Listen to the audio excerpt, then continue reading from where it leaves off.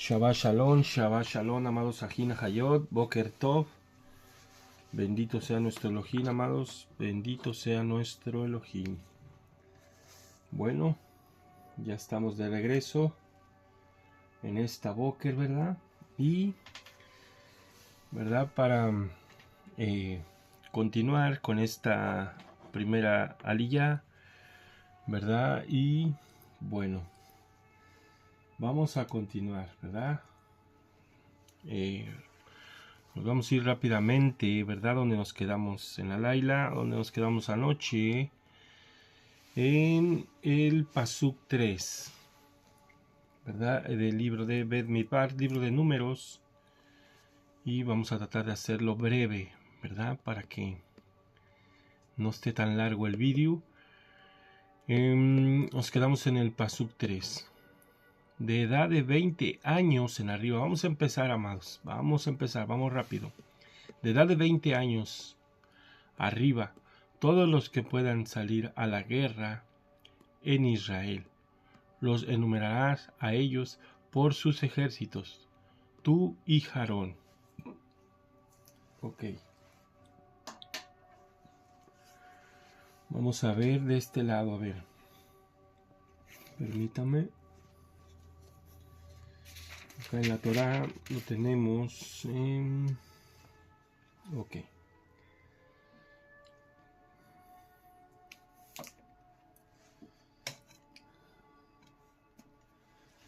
Todos quienes salen al ejército en Israel. Bueno, así está de este lado. La edad mínima para servir en el ejército era de 20 años, según Rashi, puesto que a esa edad el hombre alcanza su madurez física. Según Ramban, resulta evidente a partir del Talmud que los varones mayores de 70 años no fueron censados. De 70 años, según después del Talmud, ¿verdad? Ok, hagan registro, ¿verdad? Hagan registro. Bueno, esta palabra está, ¿verdad? En el Pasuk 3 al final, ¿verdad? Hagan registro según sus huestes, tú y Aarón. Así lo tenemos de este lado en la Torá. Amén, aleluya, bendito sea nuestro Elohim. Hagan registro. Todo, a ver, vamos a analizar esta palabra. Toda vez que es empleada en la Torá el lexema, denota preocupación por la persona en cuestión. Asimismo, el hecho de que se le toma en cuenta en el contexto del censo implica que el recuento era realizado por medio de aportes de medio shekel, lo que concedían expiación a sus contribuyentes, según Ramban. Amén. Bueno, a ver, se me hace que acá tenemos otro comentario muy un poco extenso, pero vamos a darle lectura. La palabra hebrea que ha sido traducida como guerra es tzabá, que significa ejército. Esta palabra no implica solamente que podían salir a hacer guerra, sino que estaban organizados como un ejército. La misma palabra se usa para las estrellas que son llamadas el ejército del cielo, ¿verdad? Como está en el libro de Bereshit 2.1 o el libro de Génesis 2.1, en Deuteronomio 4.19. Los levitas también son organizados como tzabá, ¿verdad? Como está en 4.23, y ellos no salieron a la guerra, esto nos enseña que Tzavá tiene que ver más con orden y disciplina que con la guerra. Una disciplina militar regía dentro del pueblo de Israel en el desierto, como está escrito en el libro de Shemot 12:41 y 51. Y sucedió, vamos a ir para allá, ¿verdad? Vamos a ir para allá. Dice, y sucedió que a cabo de los 430 años, en aquel mismo día, todos los ejércitos de Hashem salieron de la tierra de Mizraim, o de Egipto, y sucedió que aquel mismo día Hashem sacó a los hijos de Israel de la tierra de Mizraim por sus ejércitos. El orden y la disciplina son conceptos fundamentales para que el pueblo de Israel pueda funcionar adecuadamente y seguir adelante. Este libro de Bamidbar nos enseña la importancia de tener un rígido control de las personas y la economía de nuestras congregaciones para poder funcionar correctamente. El desorden y la anarquía viene del pecado. Hashem es un Elohim de orden, como está escrito en 1 de Corintios 14, 33 al 40. A ver, vamos para allá. Vamos a ir para allá, ¿ok? Pero recordemos, ¿verdad?, que nuestro Elohim es un Elohim de orden y todo eso conlleva la disciplina,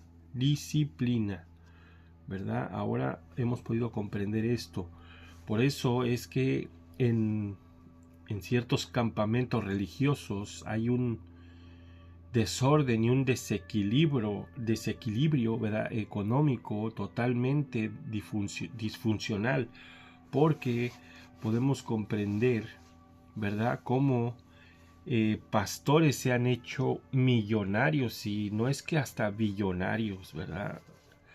Por ahí salieron unos informes hace como unos 5 años de pastores que tenían hasta jets privados, ¿verdad? Mansiones.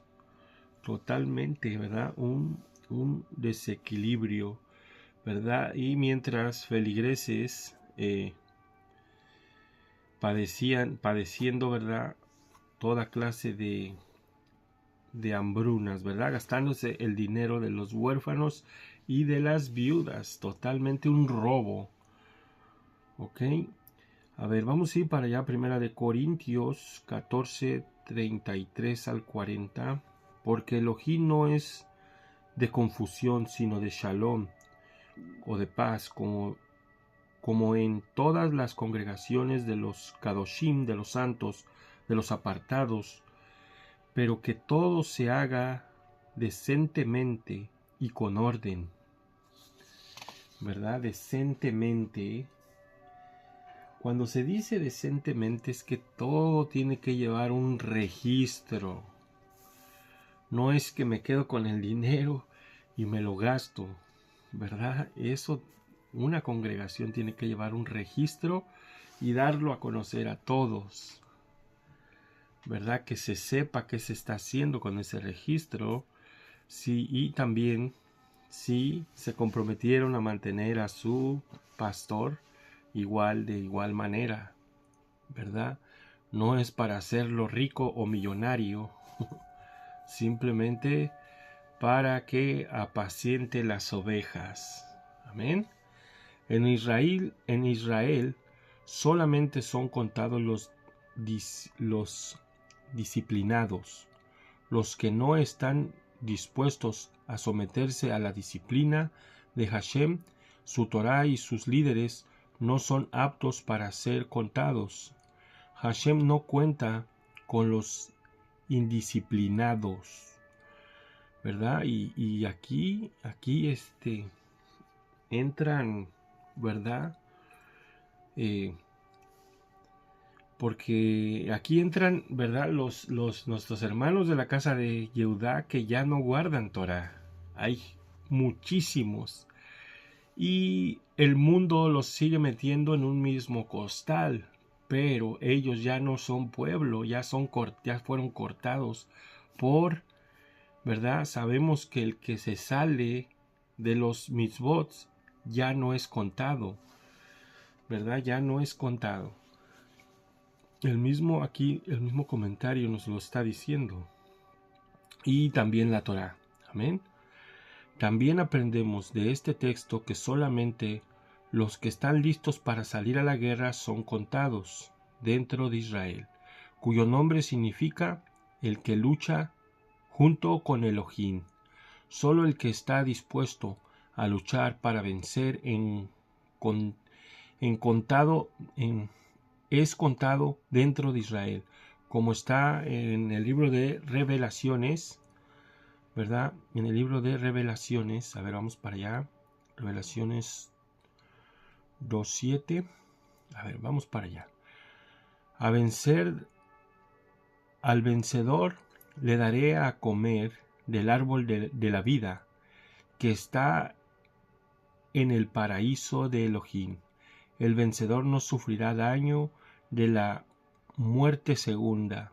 Al vencedor le daré del maná escondido, y le daré una piedrecita blanca, y grabada en la piedrecita un nombre nuevo, el cual nadie conoce, sino aquel que lo recibe. Y al vencedor, y al que guardare mis obras hasta el fin, le daré autoridad sobre las naciones, y las regirá con vara de hierro, como los vasos del alfarero son hechos pedazos, como yo también he recibido autoridad de mi Padre. Y le daré el lucero de la mañana, así el vencedor será vestido de vestiduras blancas, y no borraré su nombre del libro de la vida, y reconoceré su nombre delante de mi Padre, y delante de sus malachim, de sus ángeles. Al vencedor le haré una columna en el templo de mi Elohim, y nunca más saldrá de allí.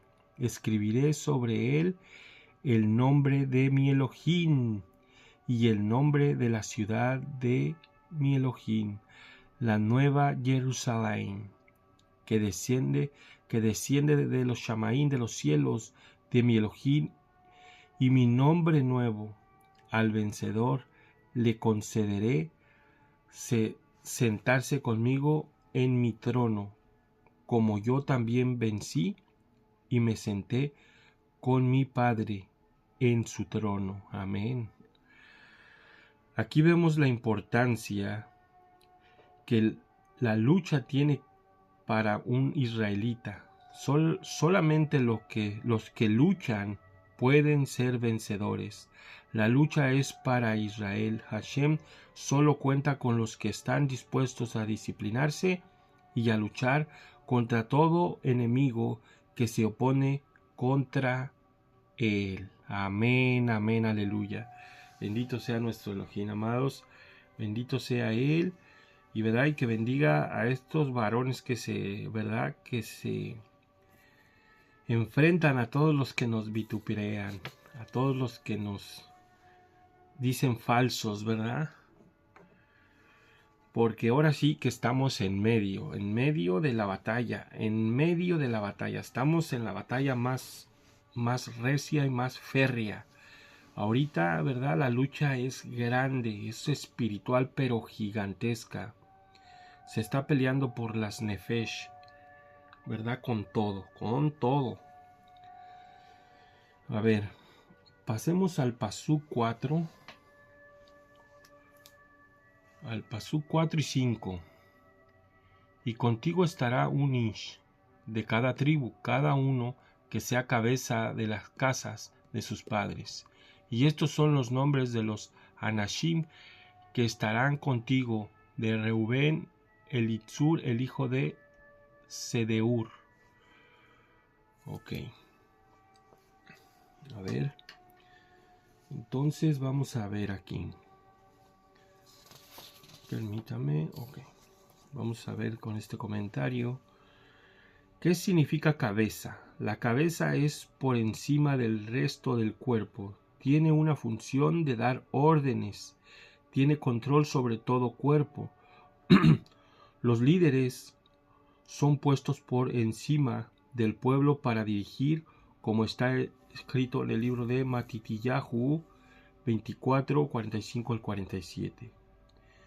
¿Quién es pues el siervo fiel y prudente, a quien su señor puso sobre los de su casa, para que les diera la comida a su tiempo? Dichoso aquel siervo a quien, cuando su señor venga y lo encuentre haciendo así.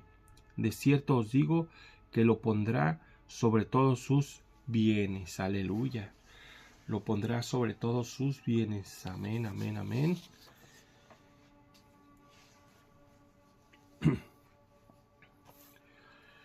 La idea de que todos son iguales es un error y atenta contra la creación y contra el creador. Hay una gran diferencia entre valor y posición. Es muy importante entender esta diferencia. Cada uno es muy valioso. El valor de la vida humana no depende de la capacidad de las personas, sino de haber sido creada a imagen y semejanza de Elohim. Por muy deteriorada que haya podido llegar a ser esa imagen, sin embargo, una persona que tiene una posición alta merece más respeto por su posición. Es un doble honor. Debe recibir honor como ser humano que se da a todo el mundo, y honor por su función, porque esa función refleja la autoridad de Hashem. Aleluya. Bendito sea nuestro Elohim, amados. Bendito sea Él. Y bueno, a ver, vamos a ver. Aquí tenemos otro comentario sobre el Pasuk 4. Moshe y Aarón contaron a cada tribu con la participación de su propio jefe. Rashi, quien tiene conocimiento directo del linaje de los integrantes de la misma, otra razón por la cual participaron los jefes era que el censo era una forma de aprestarse para la inminente guerra por Eretz Israel y la división de sus territorios, acciones ambas que serían realizadas en función de cada tribu. El primer jefe en ser nombrado fue Elitzur, que significa mi Elohim es protector. Elitzur, ¿verdad? Que está aquí en el Pasuk 5, ¿verdad? A ver, ¿qué significa mi Elohim es el protector? El último nombre en esta lista, el padre de Ahirá. El padre de Ahirá, ¿verdad? ¿Dónde está? Bueno, pero si está hasta acá. Ok. Bueno, continuemos aquí. Ahirá es Inán, término que alude. Ojo, estos nombres recuerdan el versículo. Los protegió como la pupila de sus ojos. ¿Ok? Entonces, esto tiene el sentido, ¿verdad? Cuando unimos los nombres, ¿verdad? Una alusión a la nube de gloria que rodearon a la nación en el desierto. Así pues, el orden de las tribus aludía a la fe de la nación en que Elohim era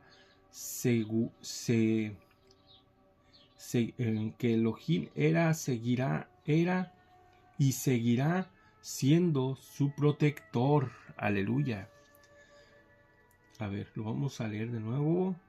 Así pues, el orden de las tribus aludía a la fe de la nación en que Elohim era y seguirá siendo su protector. La enumeración empieza con la descendencia de Lea, siguen con la de Rachel y después con la de Bila y Silpa. Los hijos de Bila eran mayores que los de Silpa y por ello son mencionados en primer lugar. Amén, amén. A ver, quiero ver si continúa. Ok, ahí termina el 4. Ok, pero acá tenemos otro comentario sobre el 5, ¿verdad? Aquí vemos cómo los jefes son designados por nombre para que todo el pueblo sepa quiénes son los que han sido designados para liderar. Solo hubo un jefe para cada tribu. No puede haber dos jefes en una administración adecuada. Un cuerpo con dos cabezas está enfermo. Todo el mundo tenía que saber quién era su jefe. ¿Quién es tu jefe? ¿Quién es nuestra cabeza? Nuestro Adón Yahshua HaMashiach, ¿verdad? Ok, los nombramientos y las imposiciones de manos se hacen en público para instalar a los líderes, para que el pueblo vea quiénes son los que mandan en aquellas áreas que hayan sido designadas para cada uno. Amén, amén, amén. Bendito sea nuestro Elohim, amados. Bendito sea Él. Ok, vamos a leer, vamos a darle lectura. Ya vamos a acabar, Vamos a darle lectura del 6 hasta el 11. Nada más para darle lectura. De Simeón, Salumiel, el hijo de Zuri Shaddai. De Yehudá, Naxón, el hijo de Aminadab. De Isahar, Natanael, el hijo de Utsur. De Zabulón, Eliab, el hijo de Elón.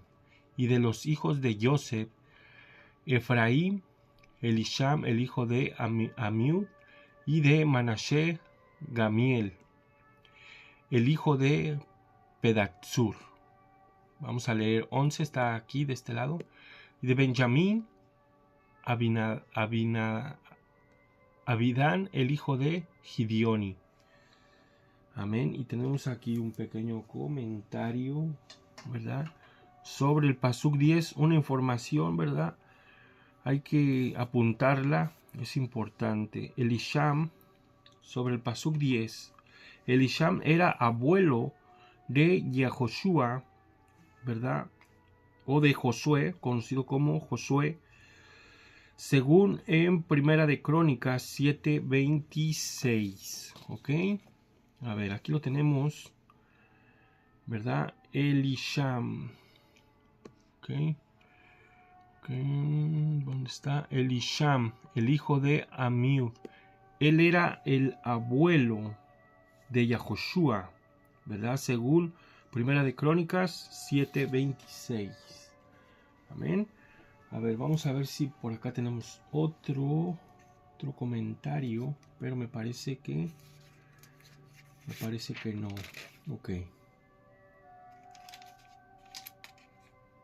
Ok, estamos bien. Ok, entonces vamos a ir, ¿verdad? Vamos a darle lectura a toda la porción ya para terminar, y vamos a leer un comentario del Pasuk.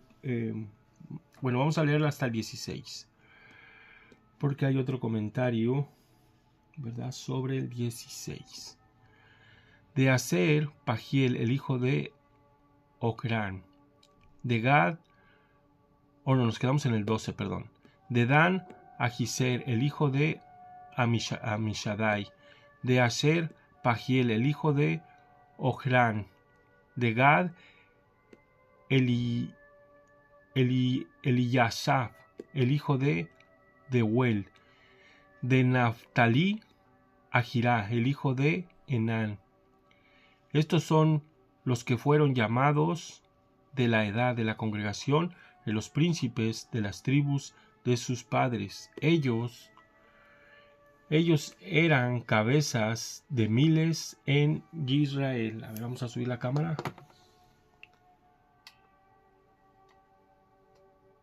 Ok, allá arribita dice el resto, ¿verdad? Eran cabeza de miles de Israel. Vamos a leer también el 17. Y tomaron Moshe y Aarón estos anashim que habían salido declarados por nombres. Y recordemos que estos nombres los había puesto nuestro Padre Celestial, ¿verdad? Entonces, aquí tenemos un comentario, pero vamos a leer el 16 acá de la Torá, ¿verdad? Para tener el contexto. A ver, permítame, déjeme encontrarlo, acá está. Estos son los convocados por la congregación, jefes de las tribus de sus padres. Los jefes de los miles de Israel son, ¿verdad? Y a ver, que aquí se va a analizar la palabra los convocados por la congregación. Cuando los asuntos importantes eran sometidos al análisis de la congregación, estos eran los hombres a quienes siempre se recurría, ¿verdad? Bueno, según Rashi. Ok, y la otra palabra que está aquí para analizar es los miles de Israel. La nación había sido organizada en grupos de a mil, y estos hombres eran los jefes de todos los grupos en sus respectivas tribus. Otra forma de interpretar este término es como una referencia abstracta a los miles de integrantes de la nación, de quienes estos hombres eran los líderes reconocidos. Amén, amén, amén. Aleluya. Ok. Entonces, ya para terminar, vamos a leer el 18 y 19. Y toda la edad, la congregación, se reunieron en el primer día del segundo mes, y ellos declararon sus linajes,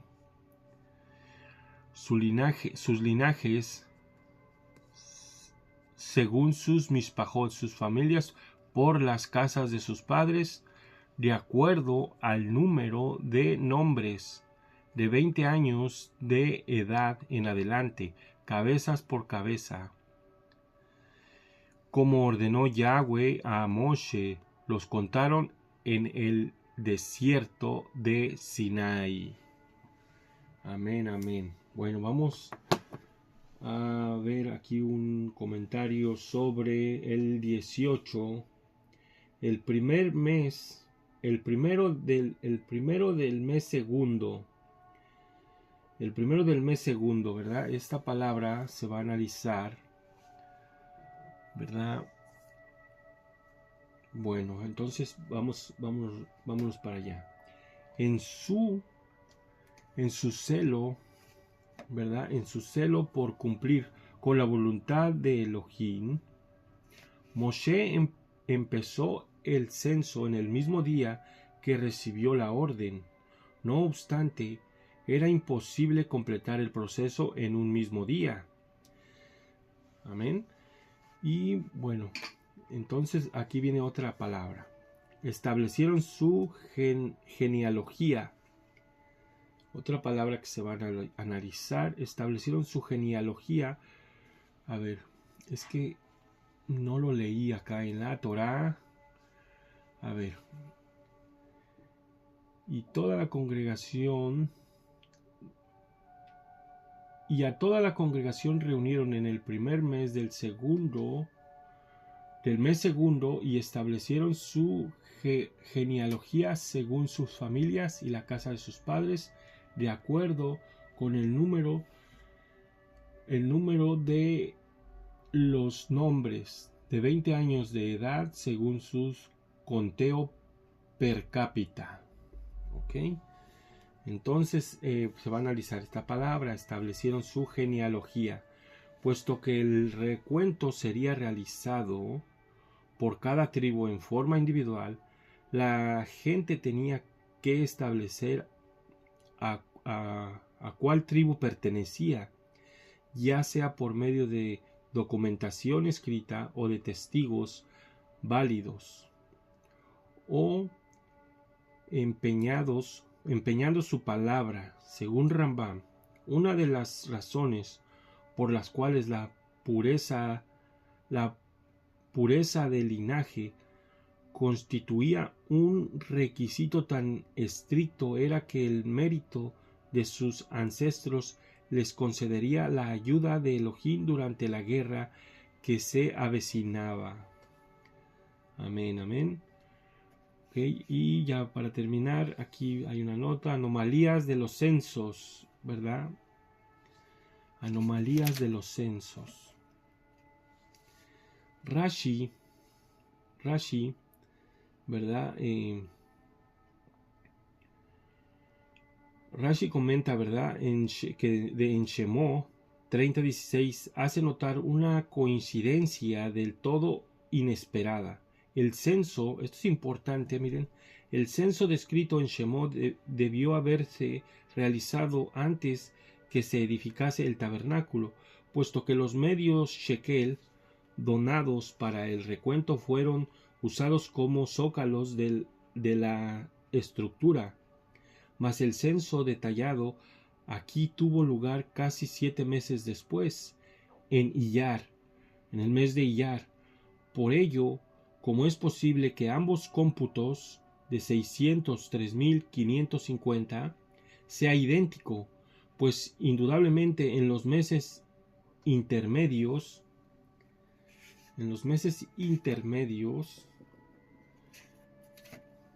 mucha gente murió y otros llegaron a la mayoría de edad. Rashi responde que para efectos de censo todos los hombres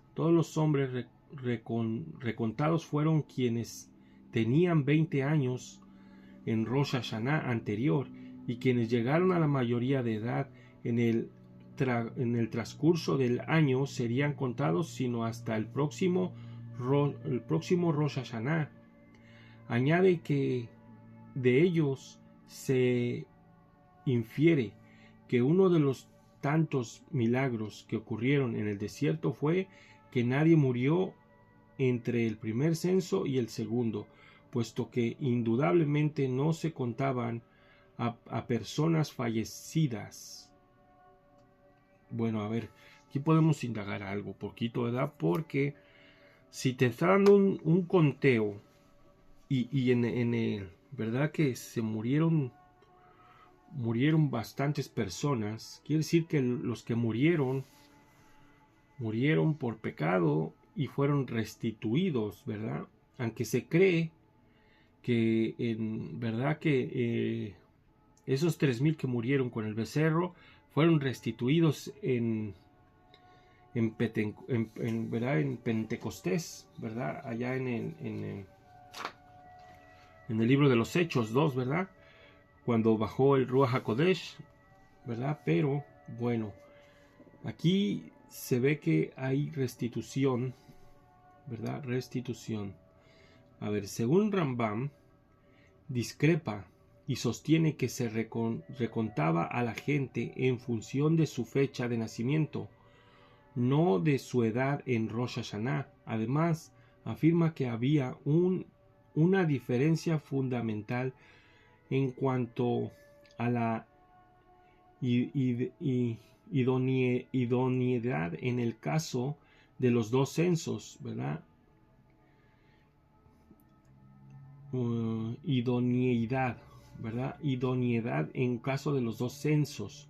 Esta palabra filosófica se me pasó buscarla, pero que hay una discrepancia o una, ¿cómo se dice?, una coincidencia más que nada en el caso de los dos censos. En el primero, los levitas fueron censados con toda seguridad, pero la Torá los excluye del censo en Medvidbar, motivo por el cual el razonamiento de Rashi no puede dar cuenta de la identidad de ambas cifras. Mas Rambán dice que sin duda muchos murieron entre ambos cómputos, pero quienes llegaron a la mayoría de edad compensaron no solo por ellos, sino asimismo por los levitas, quienes no estuvieron incluidos en el segundo censo. Y el hecho de que ambos totales hayan sido idénticos fue una coincidencia. Bueno, coincidencia no, yo pienso que fue, ¿verdad? Parte del orden, el orden establecido de Elohim. Elohim ya sabía que tenía que restituir a esas personas. Solamente nuestro Padre Celestial conoce el futuro, amados, solamente Él. Y Él sabía que tenía que haber una restitución. Él conoce todo, Él sabe todo, y tenía que coincidir todo. Así es que no tengamos duda de que todo lo que está escrito va a suceder, amados. Entonces, amados hermanos, hemos terminado con esta porción, ¿verdad? Y seguiremos con esto hasta que, ¿verdad? Hasta que nos cambie la perspectiva a nuestro Avinu Malkinu. Amados, sigan teniendo un Shabbat en Shalom. El Shabbat todavía es joven, hay que seguir estudiando. Todavía nos queda mucho por estudiar en este Yom Kadosh. Y que el Padre Eterno los guarde, que el Padre Eterno los bendiga y que el Padre Eterno les conceda Shalom en el nombre de nuestro Adón Yahshua HaMashiach.